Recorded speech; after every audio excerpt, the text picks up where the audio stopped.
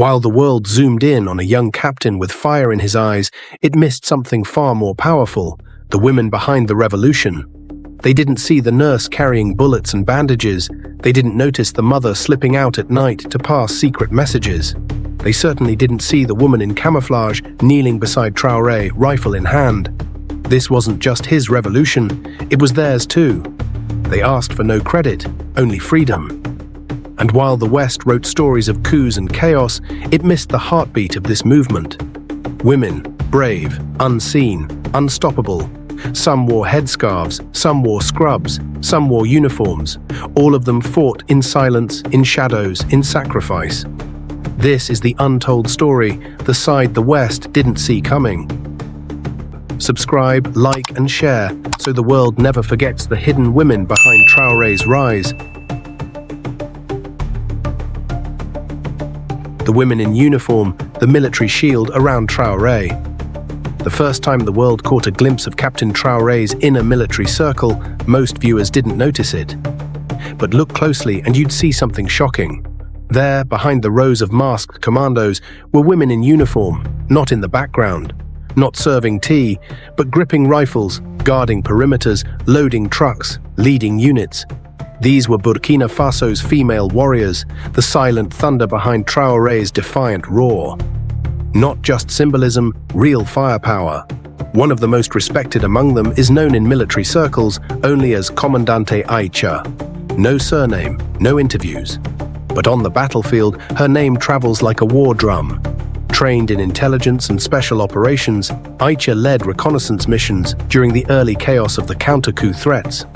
While most foreign analysts assumed the top brass around Traoré was male, they never knew that some of his most trusted intel came from a woman trained in guerrilla tactics and cybersecurity. She wasn't the only one. At the elite Georges Namoano Military Academy, female cadets now train alongside men, many inspired by the rise of female officers in Traoré's command. One young recruit whispered into a local reporter's mic, "Traoré made us believe that to love your country doesn't require a man's strength, just courage." And we have plenty of that. From bodyguards to battlefield operatives, Traoré's inner security unit, his personal bodyguard team, is rumored to include female sharpshooters trained in close-quarter combat. Their loyalty isn't just to the president, it's to the dream he embodies. An Africa no longer ruled by fear. The West never expected that some of the fiercest defenders of this dream would be women trained to kill if necessary, protect at all costs. In remote northern outposts where terrorists once roamed freely, female commanders now supervise anti-insurgency operations. They plan ambushes, they coordinate drone strikes, they speak languages foreign agents can't understand. They protect villages once forgotten by Central Power, walking in the footsteps of warrior queens. But this isn't new for Africa. These modern fighters walk in the legacy of Queen Ya Asantewaa, Queen Nzinga, and the feared Dahomey Amazons. Women who fought colonial invasions centuries ago. Today their daughters wear digital camouflage instead of feathers. But their spirit, unchanged. One officer told a gathering of young female recruits, "Our grandmothers carried the revolution in pots and baskets. Today, we carry it in bulletproof vests and rifles. Same fire, different weapons." Traoré, ever the silent strategist, has rarely spoken about the women in his force, but insiders say that he refers to them as the backbone that never bends. They don't ask for interviews, they don't post selfies in uniform. But when the Sahel is bleeding and men fall back, these women step forward. And while the West debates whether Traoré is a dictator or a liberator, the women in uniform have already made up their minds. "He trusted us with guns," said one. "He trusted us with the nation." In a region where women have often been victims of war, now they fight back. Not in poetry, not in protests, but in tactical formations, midnight raids, encrypted radios, and sniper nests. These are not ornaments to a revolution. They are its shield, its eyes, its iron bones. The West never saw them coming. Nurses on the battlefield, the healing hands of war. In the chaos of revolution, not everyone carries a gun. Some carry gauze, antiseptic. and the unbearable weight of holding life together when everything around them is falling apart. These are the battlefield nurses of Burkina Faso's revolution, mostly women, often overlooked but always on the front lines. While bullets flew and bombs echoed in the distance, it was these women who ran toward the wounded, not away. No helmet, no armor, just courage stitched into every heartbeat. One name passed quietly from village to village: Nurse Miriam. She wasn't a soldier, but she had the instincts of one. When the revolution erupted and certain towns were cut off due to counterattacks, Miriam transformed an abandoned church outside Kaya into a makeshift field hospital. Without electricity or running water, she organized her team, mostly local women, to treat injured soldiers, child victims of landmines, and even enemy fighters left behind in skirmishes. There were nights she used her own clothing to tie wounds, days she hadn't eaten but stood for 12 hours, hand suturing a rebel's split abdomen as gunfire rattled outside. When asked why she stayed, she answered, "If we run, who saves the next Traoré?" Burkina Faso's revolution wasn't just fought with strategy and firepower, it was fought with IV drips rigged from bamboo sticks, morphine smuggled past enemy checkpoints, and makeshift operating tables lit by torchlight. Nurses like Miriam often treated wounds before the medics arrived, sometimes even while the fighting continued. They learned to stitch with shaking hands. They learned to cry after the patient was stable. And most remarkably, they learned to do it without recognition. There are no monuments for these women, no medals, no Twitter threads, just silence. And a memory that maybe, just maybe, their healing helped one more soldier rise again. During the anti-terrorist sweeps in the Sahel, many fighters suffered from shrapnel injuries, dehydration, or infection. But resources were scarce. So who kept them alive? A network of female mobile medics moving under cover of darkness, carrying supplies on mopeds or donkeys across rough terrain. Some were widows of men lost in previous conflicts. Others were teachers who retrained in first aid when the hospitals collapsed. All of them believed in one thing: if our fighters fall, we must lift them. They carried the dead, too, but healing has another side: grief. These nurses didn't only bandage the living, they also washed the dead, wrapped bodies in silence, and held sobbing mothers who came searching for sons. One nurse recounted how she buried 14 bodies in 1 week. 4 of them were children. In war, you stop asking who's right. You start asking who needs help. Zrenia nurse Fatimata, Bobo Diulasso. Yet despite the horror, these women remained, because to them, war was not just about guns. It was about dignity, even in death. In another world, they'd be called heroes. Here, they are simply nurses. But Traoré knows, the people know. And Burkina Faso will one day write their names in fire and light. They didn't fire the bullets, they caught the ones who were hit. And sometimes that's even braver. If this story is opening your eyes, don't let it end here. Hit that like button, subscribe, and share this video so the voices of these women echo far beyond Burkina Faso. The silent resistance network, mothers, traders, and underground codes.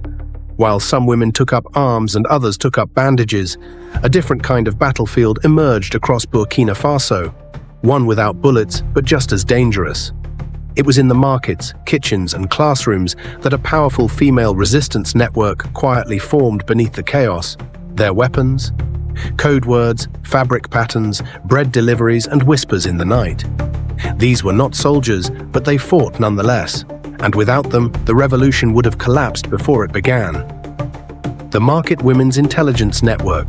Burkina Faso's traditional markets, long dominated by female traders, became hubs of revolutionary logistics. From Ouagadougou to Dédougou, market women developed signals. A red scarf meant a checkpoint had been compromised.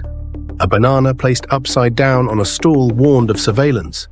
A basket of raw millet signaled it was safe to transfer messages.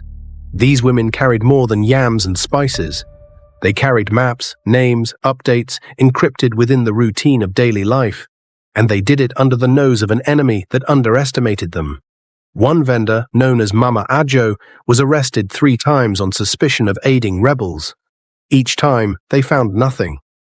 They didn't know she hid intelligence inside hollowed-out calabashes. She later said, "They searched my body but never my baskets. They forgot that women carry nations in silence.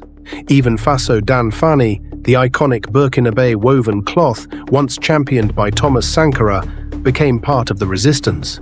A discreet stitch pattern could communicate, 'Danger, all clear, meeting tonight.'